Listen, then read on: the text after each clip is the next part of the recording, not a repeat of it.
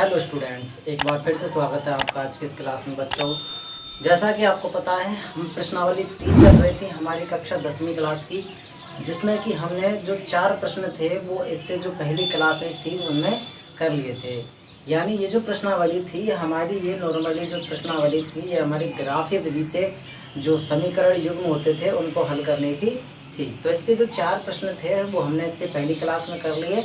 आगे के जो प्रश्न है, यानी इसमें 3 प्रश्न है और हैं 5, 6 और 7। तो 5, 6 और 7 जो प्रश्न हैं उनको हम आज की क्लास में करते हैं। तो चलिए आज की क्लास को स्टार्ट करते हैं। तो देखिए बच्चों, जो अपना प्रश्न संख्या 5 है वो कह रहा है कि अपने पास एक आयताकार बाग है जिसकी की जो लंबाई है वो चौड़ाई से कितनी मीटर अधिक है? 4 मीटर अधिक है। यानी लंबाई और चौड़ाई के बारे में बताया गया है कि जो लंबाई है वो चौड़ाई से 4 मीटर क्या है? अधिक है। और साथ ही साथ दूसरी चीज़ ये बताई गई है कि जिसका जो अर्ध परिमाप है वो बच्चों कितना है? 36 मीटर है। यानी एक तो हमें ये संबंध दिया गया है कि लंबाई चौड़ाई से कितनी अधिक है? 4 मीटर अधिक है। और दूसरा दिया गया है कि इसका जो अर्ध परिमाप है वो कितना है? 36 मीटर है। तो हम इन दोनों इन्फॉर्मेशन के आधार पर हम अपने 2 समीकरण कंप्लीट करेंगे। उनके बाद हम उन समीकरणों को आलेखीय विधि से हल करेंगे। और हमसे पूछा है बाग की विमाएँ। बाग की विमाएँ, विमाएँ बोलते हैं यहाँ पर लंबाई और चौड़ाई को। यानी लंबाई और चौड़ाई हमें इसकी ज्ञात करनी है। ठीक है, तो चलिए स्टार्ट करते हैं सवाल को। जैसा कि आपको पता है कि लंबाई और चौड़ाई की बात चल रही है तो हमें पहली चीज़ लंबाई को मान के चलना है और दूसरी चीज़ चौड़ाई को मान के चलना है। तो हम स्टार्ट करते हैं हल। माना बाग की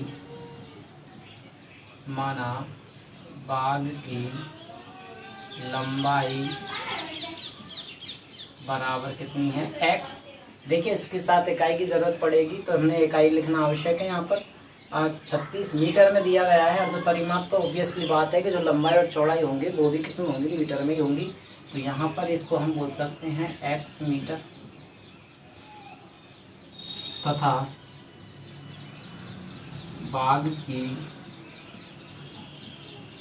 चौड़ाई यहाँ पर हम मान लेंगे y मीटर, ये मान लेंगे।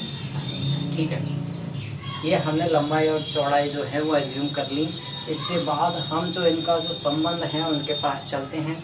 पहला संबंध क्या है? लंबाई चौड़ाई से कितनी अधिक है? 4 मीटर अधिक है। तो हम इसको केस फर्स्ट लिख सकते हैं, यानी केस फर्स्ट लिख सकते हैं।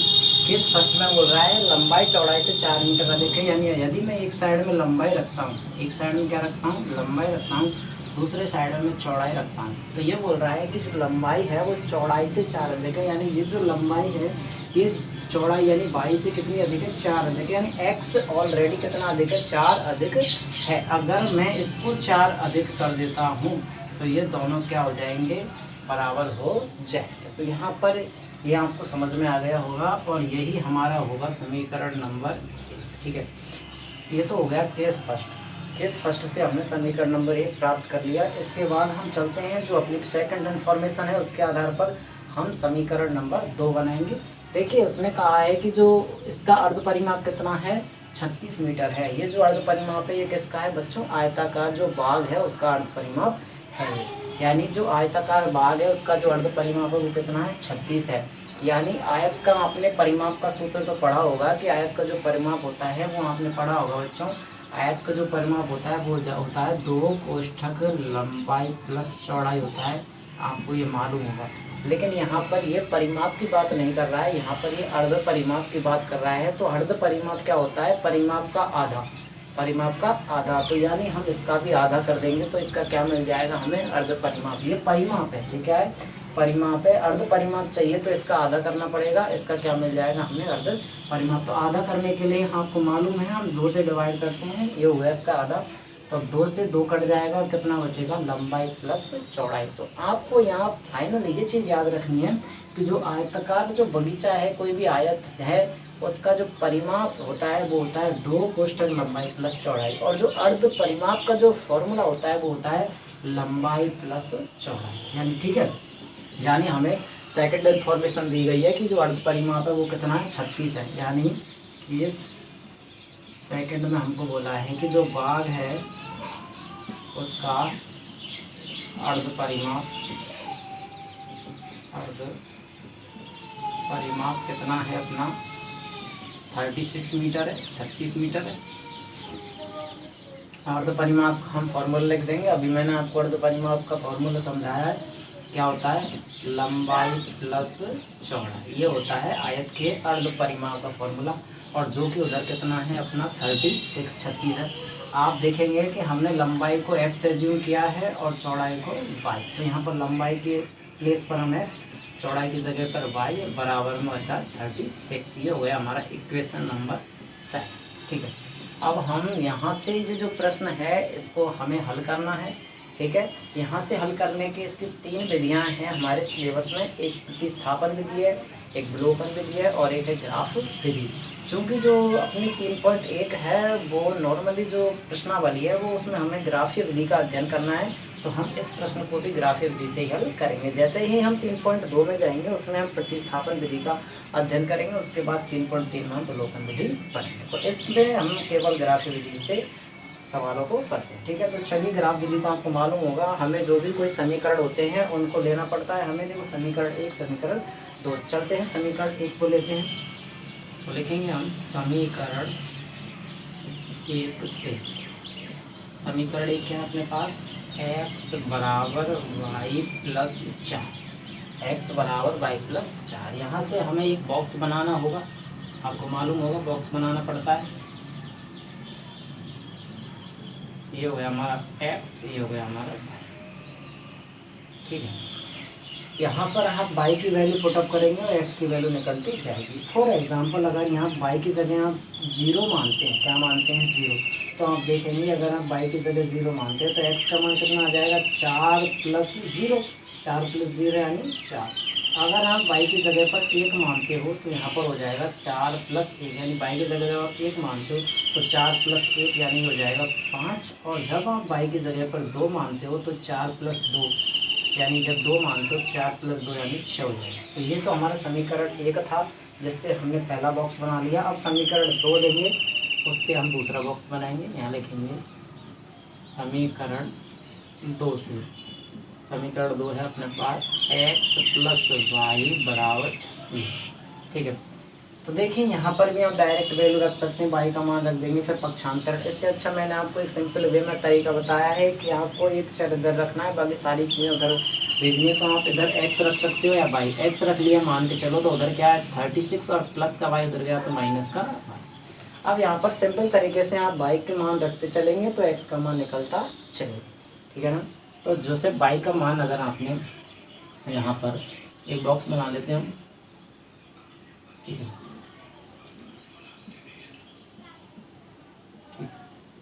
फॉर एग्जाम्पल अगर आप y का मान यहाँ पर देखो 0 रखते हो, कितना रखते हो? 0, तो x का मान कितना मिलेगा? 36 माइनस 0, 36 मिल जाएगा। ठीक है, यानी यहाँ पर अगर आप 0 रखते हो तो 36 माइनस 0, x का मान 36 मिल जाएगा।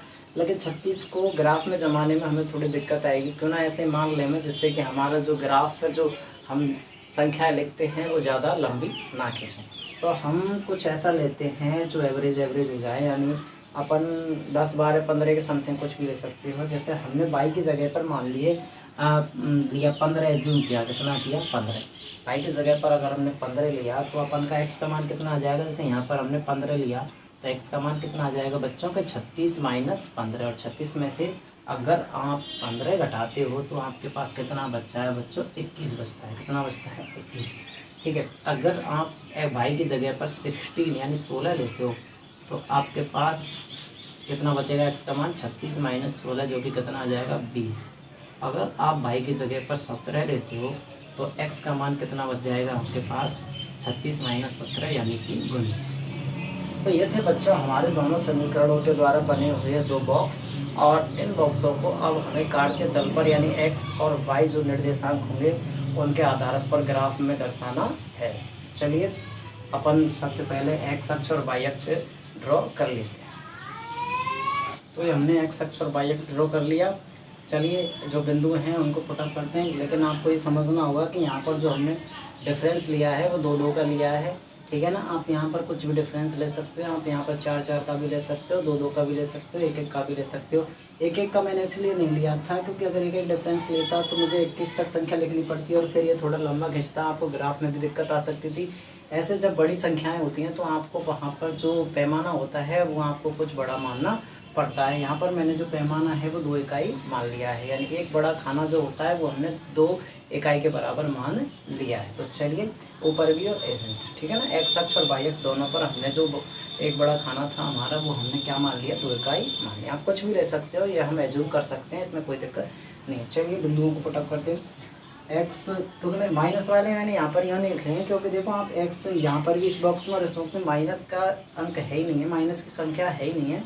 तो माइनस की संख्या है नहीं है तो माइनस की लिखने यहाँ पर कोई ज़रूरत नहीं है। आप चाहो तो यहाँ लिख सकते हो, नहीं तो ज़रूरत भी नहीं है, ना चाहो तो कोई दिक्कत नहीं। ठीक है, चलिए जमाते हैं। देखिए x 4 और y 0, x 4 कदम चलना है, y 0 यानी चलना ही नहीं। तो 4,0 कहाँ आएगा आप देखेंगे तो 4,0 यहाँ है।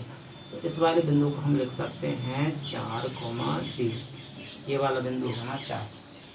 नेक्स्ट है हमारा 5,1, आप देखेंगे ये तो 5 है और ये क्या है 1, तो इसको हम लिख सकते हैं 5, ये हो गया हमारा 5,1। नेक्स्ट 6,2, ये 6 रहा और ये रहा अपना 2, इसको हम बोलेंगे 6, ठीक है ना। तो ये अपने तीनों बिंदु हैं, आपको दिख नहीं रहा है क्योंकि मैंने थोड़ा सा यहाँ पर गैप में दिक्कत आ रही है। जब आप ग्राफ पर बनाओगे तो आपको ये क्लियरली वहाँ पर दिख सके, ठीक है ना। तो चलते हैं, इन तीनों बिंदुओं को मिलाते हुए हम एक रेखा खींचते हैं। हम इन तीनों बिंदुओं को मिलाते हुए एक रेखा खींचते हैं और वो रेखा कुछ इस प्रकार से होने वाली है, ठीक है। ये हुए अपने तीनों बिंदुओं को मिलाते हुए रेखा हो गई।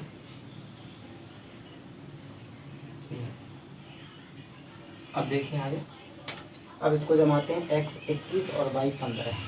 x 21 कहाँ है देखो ये रहा, और y 15 कहाँ है देखो ये रहा, ठीक है ना। 21 और 15 लगभग यहाँ आएगा ये, ठीक है।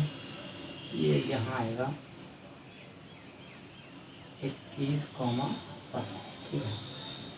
नेक्स्ट 20,16, ये देखो 20 रहा और ये अपना 16 कहाँ है देखो ये रहा, ठीक है ना। तो लगभग अपना 20,16 यहाँ आने वाला है, इसी रेखा पर आएगा। थोड़ा सा ये हो गया अपना 20,16। इसके बाद आएगा अपना 19,17, ये 19 का और ये हो जाएगा अपना 17, यहाँ जाएगा 19,17, ठीक है।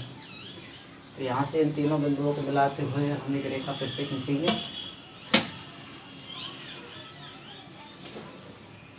ठीक है। इसको थोड़ा और आगे बढ़ा सकते हैं हम, ठीक है।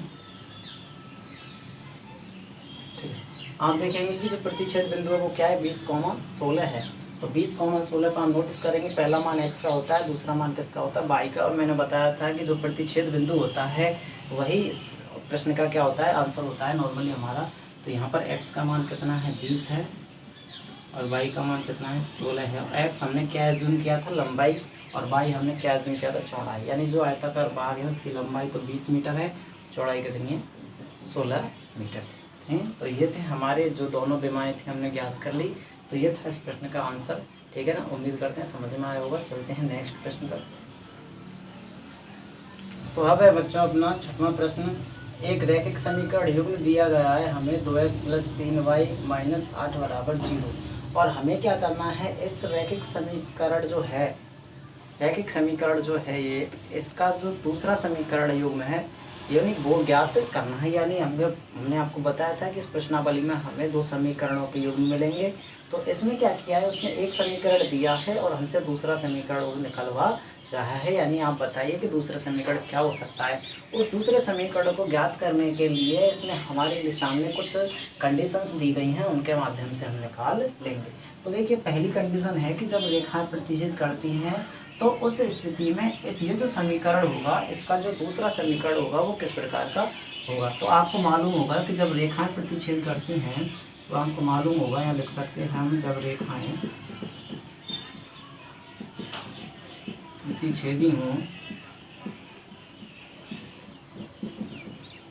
तब आपको पता है कि जो A1 बटा A2 होता है वो बराबर नहीं होता है B1 बटे B2। ठीक है, तो इसी के आधार पर हमें जो ये समीकरण है इसका जो दूसरा समीकरण है वो बनाना है। ठीक है, तो आप देखेंगे कि जो इसमें आपको बस इतना याद रखना है कि जो A1 बटे A2 का जो मान आएगा और B1 बटे वो बराबर नहीं होना चाहिए। यानी अगर आप यहाँ 2x है, अगर इसका जोड़ीदार दूसरा समीकरण आप यहाँ 4 लेना चाहें, क्या लेना चाहिए, जैसे आपने 4x ले लिया प्लस में, तो आप देखेंगे कि 2/4 कितना हो जाएगा, 1/2 2/4 कितना हो जाएगा, तो यहाँ पर 1/2 नहीं मिलना चाहिए, यानी ये और ये दोनों बराबर नहीं होने चाहिए। तो आप 3 के स्थान पर डबल नहीं दे सकते, यानी 2 का डबल लिया आपने 4, तो 1/2 मिल जाएगा। तो यहाँ पर भी आपको 1/2 नहीं मिलना चाहिए, इसके अलावा आप कुछ भी ले सकते हो। यानी यहाँ पर आप जो दूसरा समीकरण आप 6 के अलावा और भी कुछ भी ले सकते हो, यानी 5 ले सकते हो, 5/, माइनस आगे तो कुछ भी ले सकते हो, -9/0। ठीक है ना, तो आप देखेंगे यहाँ पर A1 बटे A2 और B1 बटे B2 करके देखेंगे तो वो दोनों बराबर नहीं आएंगे, और जब दोनों बराबर नहीं आएंगे तो हम कह सकते हैं कि रेखा कैसी होंगी, प्रतिच्छेद होंगी। तो ये इसका समीकरण का दूसरा युग्म था। अब चलते हैं नेक्स्ट प्रश्न पर।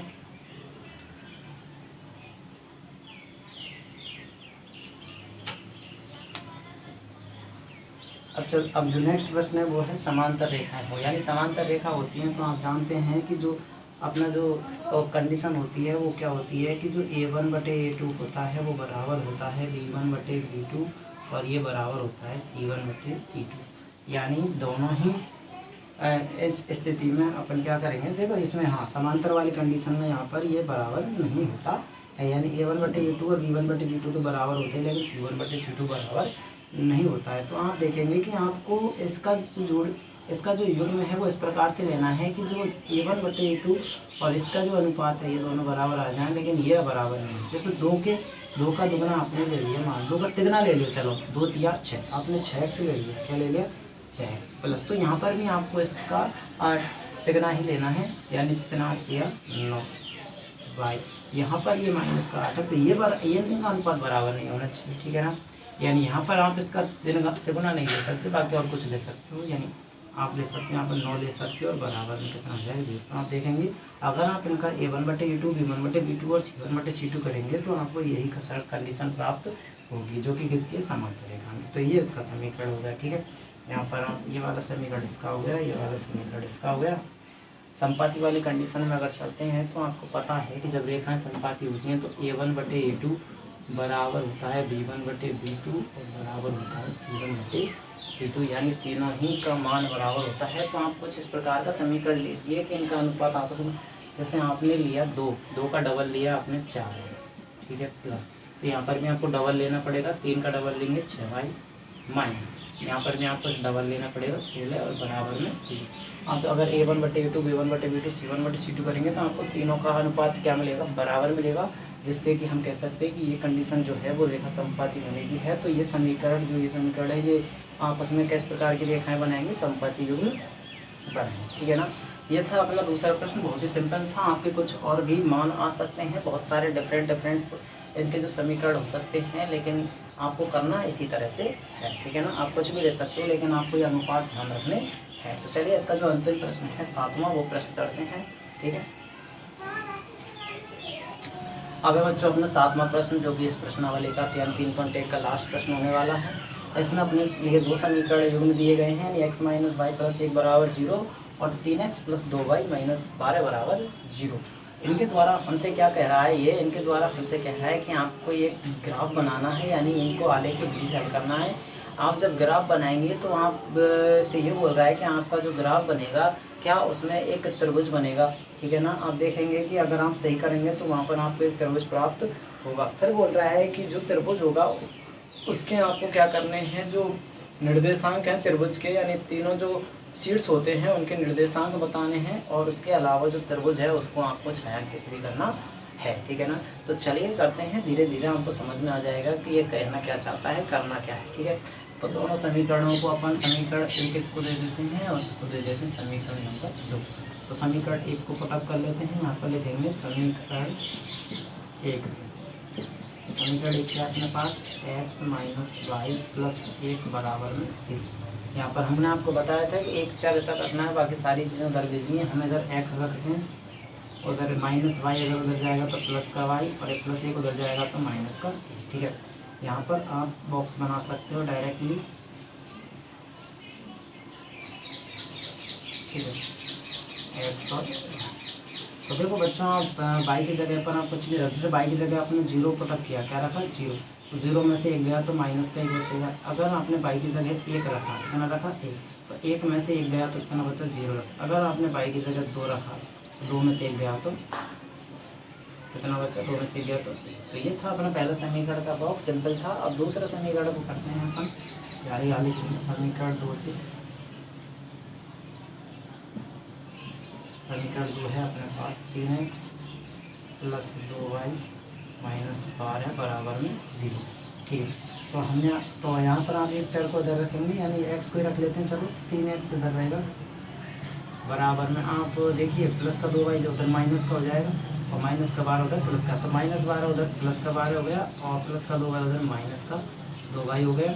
और यहाँ पर 3 को भी हटाना है हमें, तो 3 उधर बटे में चला जाएगा, यानी x का मान यहाँ से आ जाएगा 12 माइनस 2y और बटे में हो जाएगा 3। ठीक है, यहाँ पर हम वैल्यू पुटअप करते चलेंगे और हमारे मान निकलते चलेंगे x और y। ठीक है, यहाँ पर आप देखो y के स्थान पर मैंने आपको इस प्रकार के जो मान रखना आपको आराम से बताया था कि किस प्रकार से रखने हैं आपको। तो देखिए y की जगह पर आप कुछ भी मान सोच सकते हो, जैसे आपने सोचा 0 रखते हैं, क्या रखते हैं 0, तो आप देखेंगे 2 का मल्टीप्लाई 0 से होगा, तो 2 का गुणा 0 से होगा तो 0 बन जाएगा, और 12 में से 0 जाएगा तो 12, और 12 में 3 का भाग चला जाएगा, तो यानी भाग जाना चाहिए, यानी जो ऊपर संख्या बचती है उसमें नीचे वाले का पूरा भाग जाना चाहिए। तो अब देखेंगे 0 से पूरा भाग जा रहा है, तो आप 0 रख सकते हैं। बाई का मान यहाँ पर आपने क्या रखा 0 रखा, तो बाई का मान 0 रखेंगे तो 2 गुणा 0 ये 0 बन जाएगा, और 12 में से 0 घटाएंगे तो 12 आएगा, और 12 में 3 का भाग देंगे तो कितना आएगा 3 चौके 12। ठीक है, यहाँ पर अब देखिए बाई का मान अगर हाँ, अब नेक्स्ट मान के लिए मैंने आपको बताया था कि आपको बटे वाली संख्या देखनी है, उतने ही अंतराल पर मान रखने हैं। यानी पहला मान अगर आपने 0 रखा है, बटे में 3 है, तो आप 3 प्लस करके या 3 माइनस करके आप इसका नेक्स्ट मान रख सकते हैं। ठीक है, तो अपन बाई का मान अब क्या रखेंगे 3 रखते हैं। 3 रखेंगे तो देखो 3 दूना 6, और 12 में से 6 गया तो 6, और 3 में 6 का भाग देंगे तो कितनी बार जाएगा 2 बार। अब देखते हैं अपन बाई का मान यहाँ पर कितना रखते हैं। अगला मान आएगा 3 के बाद कितना 6, 3 के अंतर पर रखना है, 6 रखेंगे तो 6 गुना 12 बन जाएगा, और 12 में से 12 गया तो 0 बन जाएगा, और 0 में 3 का भाग देंगे तो कितना है। तो ये अपने दोनों समीकरण बन गए। अब इनको हम एक ग्राफ बनाते हैं। ठीक है, तो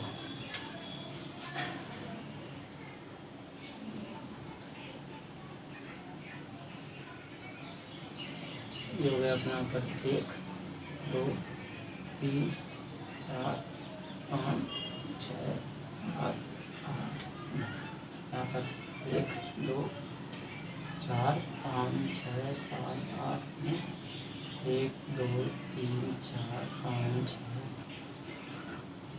1 2 3 4 5 कुछ भी लिख सकते हैं, कहीं तक भी गिनती लिख सकते हो। 1 2 4 5 7 10 लिख सकते हो। यहाँ पर भी आप 10 तक लिख सकते हो।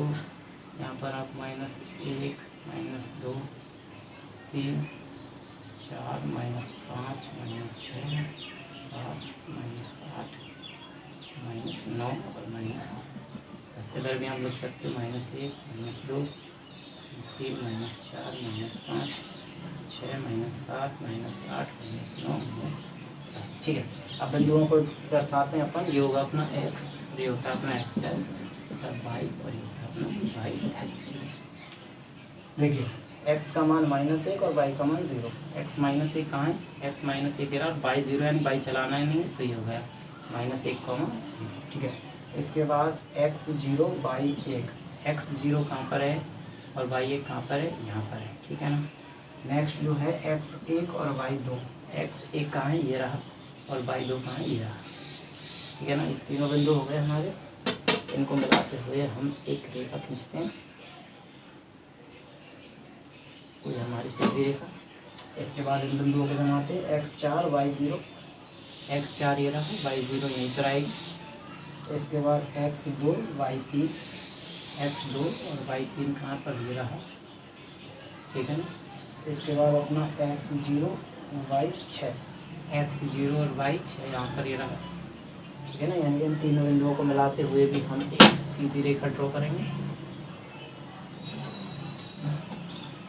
ठीक है ना। ये हमारा ग्राफ बन गया। अब देखते हैं रेखा प्रतिच्छेद कर रही है, ठीक है ना। मैंने यहाँ पर बिंदुओं का निर्देशांक नहीं लिखे हैं, आप लिख सकते हो, क्योंकि मेरे पास जगह नहीं है यहाँ पर लिखने के लिए, इसलिए मैंने नहीं लिखे, ठीक है ना। आप इन जो बिंदु हैं, सारे बिंदु जो हैं, जैसे ये बिंदु का नाम क्या था 2,3, 2,3, तो आप इस प्रकार के जो जितने बिंदु हैं इन पर आप जरूर लिखेंगे निर्देशांक को, ठीक है। इसके बाद अपन अब ग्राफ बनाने के बाद यहाँ तक हो गया। इसने बोला था कि आपको इसको ग्राफ बनाना है, हमने बना दिया। अब इसने बोला है कि जब आपका ग्राफ बनेगा तो एक त्रिभुज बनेगा इसमें, तो आपने देखा होगा या यहाँ पर एक त्रिभुज बन रहा है ये, ठीक है ना। ये एक त्रिभुज बन रहा है, तो आपको इसमें बताना है कि त्रिभुज जो बनेगा उसके आपको तीनों बिंदु बताने, यानी तीनों निर्देशांक बताने, तीनों शीर्षों के निर्देशांक बताने। जैसे इसको अगर आप ए दें, इसको अगर आप यहाँ पर ये बी दें, इसको अगर सी दें, तो अपने पास ए के निर्देशांक क्या हो जाएंगे बच्चों, ए के निर्देशांक हो जाएंगे अपने पास 2,3, बी के निर्देशांक क्या हो जाएंगे अपने पास, बी के निर्देशांक हो जाएंगे, आप देखेंगे -1,0,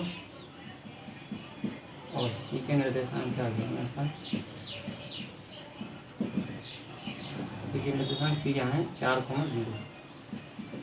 तो ये तीनों के निर्देशांक बताने के बाद ये बोल रहा है कि जो आपका त्रिभुज बना है उसमें आपको छायांकित करना है, यानी इसको थोड़ा सा रंगना भी है। आप यहाँ पर इसको थोड़ा हल्का हल्का छायांकित करके, तो ये था इतना प्रश्न, इतना उत्तर हमारा ये कंप्लीट हो गया अपना। तो आज की क्लास हमारी समाप्त होती है। आज की क्लास में हमने 5, 6 और 7 जो 3 प्रश्न थे वो 3.1 के वो कर लिए थे, यानी 3.1 हमारी यहाँ से समाप्त होती है, ठीक है ना। इसके बाद अब नेक्स्ट क्लास में 3.2 जिसमें कि हम प्रतिस्थापन विधि है उसको बेहतरीन ढंग से करेंगे, और ज़्यादातर चांस जो हैं इस प्रश्नावली में से आने के नहीं है, लेकिन 3.2 और 3.3 में से आने के चांस है। तो नेक्स्ट जो क्लास है वो बहुत ही इंपॉर्टेंट होने वाली हैं आपकी प्रतिस्थापन और विलोपन विधियाँ की, तो उन क्लासों को ध्यान से समझें। अगर आप उन क्लासों को समझना चाहते हैं, आप देखना चाहते हैं हमारी वीडियो जल्दी से जल्दी कब आए, ठीक है ना, तो आपको उसके लिए हमारे चैनल को क्या करना पड़ेगा, सब्सक्राइब करना पड़ेगा। आपको साथ ही बेल आइकन को प्रेस करना पड़ेगा, जिससे कि हम जैसे ही नई वीडियो डालें वो आप उसकी नोटिफिकेशन आपको तुरंत मिल जाए, ठीक है। अगर आपको आज की क्लास पसंद आई हो तो आज की क्लास को लाइक करना, चैनल अगर आप नए हैं तो चैनल को सब्सक्राइब कर देना।